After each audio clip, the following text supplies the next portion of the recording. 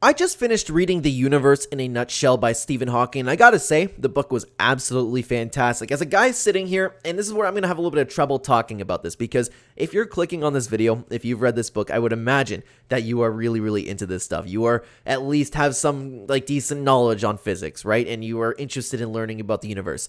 I'm like that too, but I'm going to completely admit to you right now, I am brand new to this. I just completely found an interest in it, and I've started reading books, right? I've read Stephen Hawking's other book, and I don't even know how many he has. That's where I'm sitting at with my intelligence level here, okay? So you'll need to understand that going forward when I talk about the review, because honestly, I really enjoyed it, but there are some things where I'm just like, oh my god, how could you possibly come to that conclusion? So hear me out. I'm going to give a review on the book, and I'd love to know what you guys think afterwards. Hello, everybody. Welcome back to another video. If you are new here, my name is Kyle. I'm a guy with too many YouTube channels.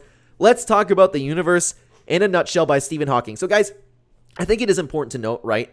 Well, first of all, spoilers. There's a couple things I do want to note before diving into this video. Of course, like I just said, I'm new to this. I find it really funny because I found a brand new love for learning about the universe and learning about physics in a sense where I'm out of school, I dropped out of university, and now I'm sitting here and actively wanting to learn on my own. I just find that funny, to be honest with you. So I got really interested in Stephen Hawking, his work, and I'm brand new to this, okay?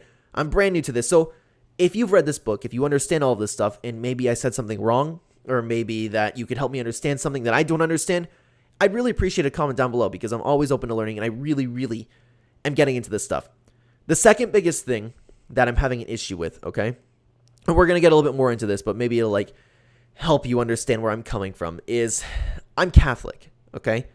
I believe in God. I believe there's a heaven, but I've always been in my life a little bit of a mix of Catholic and agnostic, where I also understand what if it's not real? I just choose to have faith, right? I choose to have faith. I like to believe my old dog is waiting for me once I die, and I'm gonna go get to see her again. I understand though, and while I'm being agnostic, I get that might not be true.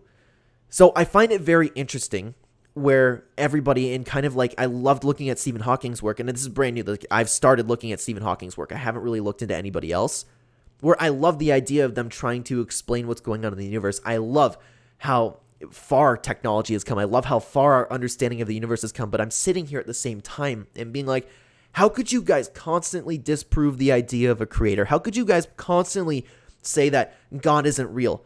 Where I believe a God, I'll use a God. I won't talk to you from a religious perspective. I will say a God. How could you not believe in a creator? That's where I'm coming from, and that's why I'm having a little bit of trouble reading this book, but at the same time, I'm really enjoying hearing about all these. I hope you guys understand what I'm saying here, because I'm at a crossroads in my own life, because, for example, the universe is ever expanding. I'm sitting here and I'm like, how the hell could you possibly know that? There's no way. I get it. And breaking down the math for it, right? It makes sense to me, especially somebody who's new. Stephen Hawking did a fantastic job in this book breaking down the math for me, and I'm definitely not somebody who excels in the math. I understand how you got to the conclusion that the universe is ever expanding, but what if it stopped? How do you guys know? And what bothers me is everybody talks like this is factual information. How do you know that the universe is still expanding? What if it stopped? What if there's a wall? For all you know, we are in an ant farm. I'm not saying we are. I'm just saying we don't know. And that's why I've struggled with faith and being agnostic at the same time.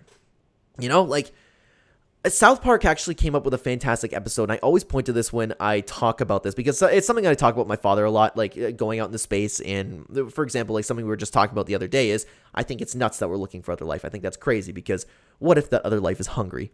I enjoy just having these different conversations about it. Anyways, to go point you back to that South Park episode, South Park came up with an idea of what Earth is, what the universe is, and we're just a giant TV show. The slogan for it was, watch them fight and fall in love. They took deer from the deer planet. They took humans from the human universe. They took different races of people from their own universe and dropped them into Earth. Watch them fight and fall in love. First of all, whoever came up with that episode idea is fantastic. But I'm that could very well be what's going on here. I believe in a creator. Whether you believe in God or not, I believe there's a creator no matter how far back you go. You want to talk about the Big Bang Theory. You want to talk about the Big Bang Theory? I find those TikToks funny where you see, oh, there's nothing and then there's everything. like how atheists think the universe was born. And I understand, and I was very arrogant coming into this book because I was like, oh, the Big Bang Theory. This is something that Stephen Hawking spoke about in the book. Oh, the Big Bang Theory. So there was nothing, now there's everything. Like, how does that possibly make sense? But breaking down the actual theory of the Big Bang Theory, it makes a lot of sense. And that's what I really appreciate about this book, because I had a brand new found knowledge on like the theory of general relativity, black holes, wormholes. I was under the impression that people thought wormholes were factual, and I was coming to this book like, really wormholes? But I learned what is theory and what isn't theory and why people think what they do, and this is something that I really liked, okay? That's something that I really liked, and my understanding of the Big Bang Theory is greater now that I've read this book, but I still don't think it's real. I can't get behind it. Like, so what was it before the Big Bang? Like, how to get there? No matter how far back you go, you'll reach a creator. Am I wrong? Like, what else could it possibly be? And then I understand if you want to go even further back, then who created the creator? Who created that creator? That's probably just completely beyond our understanding, right? I've kind of accepted that, but I think our universe has a creator. I understand, again, what everybody's been talking about when it comes to the Big Bang Theory, and I loved hearing about it. I loved reading about it. It was great. It makes sense. But at the same time, it doesn't. It can't just be there. It can't just happen, you know? It can't. Like, I don't believe that. But other than that, to take a look at what else was talking about in the book, I didn't have a lot of huge takeaways because I can't walk you through this just like I've walked through like TV shows and like, oh, this character said this character said this. So it's a little bit different video on the channel here. So we dove into quantum mechanics and the theory of general relativity. We dove into black holes. We dove into the Big Bang and the arrow of time, which was really interesting in my opinion. We talked about the shape of the universe, and it was all kind of like a little bit under one umbrella of trying to understand everything about the universe. At the end of the book, we started talking about wormholes, which I thought, to be honest, was pretty interesting, and I thought that everybody was under the assumption that wormholes were real, and I was sitting here like, guys, how stupid could you possibly be? But of course, wormholes is just a theory, and that's just my position of arrogance sitting here, not understanding really. Like, my whole takeaway from this, to be honest with you, is, okay, maybe these, and I know how this is going to come off, but I really don't mean it that way. These people aren't as arrogant as I thought they were. The people who understand physics, the people who understand what we already do know or do know about the universe right now. I thought they were arrogant. I thought they just lacked religion in their life, and I understand the math now. Like, I understand, like, of course, not to nearly the level of the people writing this and probably reading this book, but I get it, okay? There's one thing, though, in this book that I actually found myself agreeing with, and I have really stopped. I've waited to talk about it. I think I've touched on it just a little bit, but there was an entire chapter about predicting the future, like branching off of time travel. It's another thing that was dove into the book. Is time travel possible? And then we go into like the whole watch thing. If you set it at this time, it comes back in the past, you know? I found that interesting, and to be honest with you, it just destroyed my brain trying to comprehend that. I get it, but it's like, I hope you guys understand what I'm talking about. It's like, how could the watch go back? How could the watch possibly go back? That doesn't make sense, you know? But I understand what was being presented in the book. That's the whole like point with this book with me. I'm kind of like, how does that work? I get it, but how? But something I did find myself kind of agreeing with, and it opened my eyes a little bit, was the idea of predicting the future. Because it kind of like started off with the idea that civilization will wipe themselves out once technology gets too far advanced, right? And there was a joke apparently in the physics world that aliens don't come for us and don't actively try to seek us out because once a species like us reaches a certain level of intelligence, we end up wiping ourselves out. I'm on board with that. Like, have you seen what's going on in the world? Have you seen us do nothing but hate each other more and more and more? Honestly, we could very well wipe ourselves out. And then we start from scratch, and that's why nobody bothers coming with us. And that's another thing that I didn't touch on, is I think it's ridiculous to think that there's no other life out there. I think like, oh, there's this planet can't support life because of this, and this. And like, well, what if we can't see it? What if it's something in space that we just can't even comprehend? Like, you want to talk about a god? Something that we can't even comprehend. I believe that there is life out there. There's no way, from what we do know and how big that the universe is so far, how big the galaxy is in general, no, there's something out there. They're just either not showing it to us, or they don't care about us, or they don't know we're here. It's too big. I refuse to believe that there is no other life, okay? But anyways, to talk about our future. So Stephen Hawking actually presented the idea that we are going to live through this, because even if we do wipe ourselves out, and the reason why we would wipe ourselves out is either because of nuclear war, us fighting with each other, or overpopulation really taking a toll, or by, I believe it was 2,600, 2,700, whatever it was close to 3,000, or like, it was over 2,500. Once we get to the year over 2,500, energy we'll need so much energy, and we'll be using so much energy that our planet will heat up, and we won't be able to inhabit it anymore, which I never really thought of. Plus overpopulation, I never realized how much of an issue that actually is when looking at the future. I mean, it's not my problem, to be honest with you, but I get it, okay? I get that. So the point is, he thinks that we're going to survive this because now, unlike other species, we have evolved because we have been able to write things down. No matter if we start over. I mean, if we start over from scratch, that's different. But no matter how far back we go, there will always be written text. There will always be books, assuming that the world doesn't have like a Noah's Ark type situation, right? So he thinks that humans will forever just continue evolving no matter at what place they go. So not only does he think that we'll survive, but one of the other things that he really pointed out is he thinks that we're going to survive because we will alter DNA. He started talking about genetic mutations, and I never really thought about that, because of course we are trying to control DNA. We're trying to evolve DNA. We're not waiting for just the way we're built to do it ourselves. We're not waiting for all those years for nature to just find a cure to a disease. You know what I mean?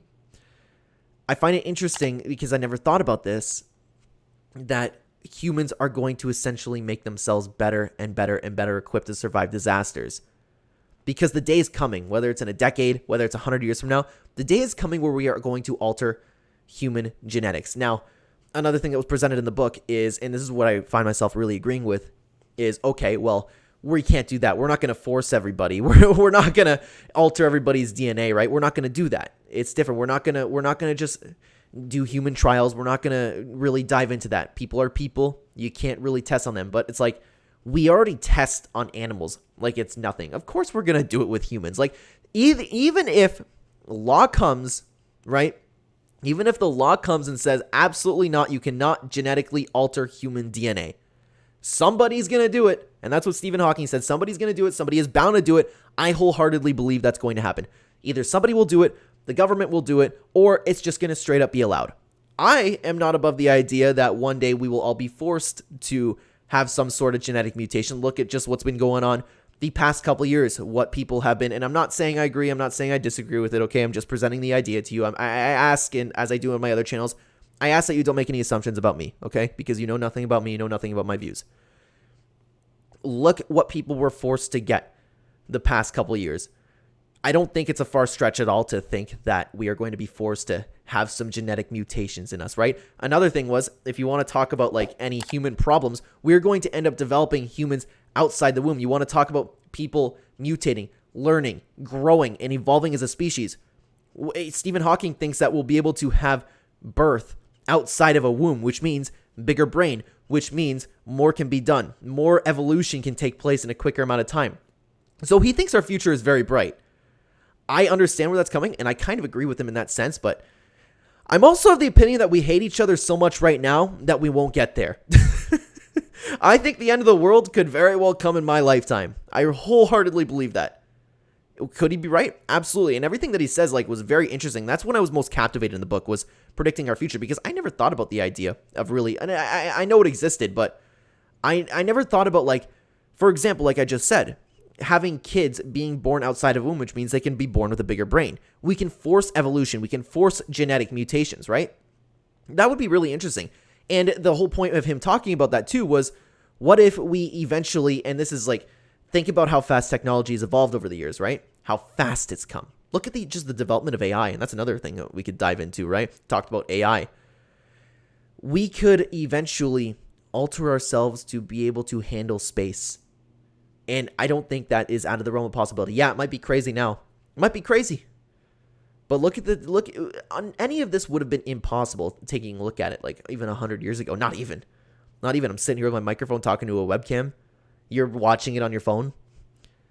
Things that have been seemed to be impossible have come to fruition, and now that it's all here, it seems like, well, yeah, obviously this can happen. So I wholeheartedly believe that Stephen Hawking could be right in that sense, and that's when I was most captivated in the book. So I found myself arguing with the book a little bit in my head, where we were talking about the original idea of everything and kind of denying the idea of a God being there. And I'm like, no, even if you don't believe in religion, even if you don't believe in God, a creator to me is by far the most likely case for the theory of everything, the universe in a nutshell, a creator of the universe. We could just be an ant farm.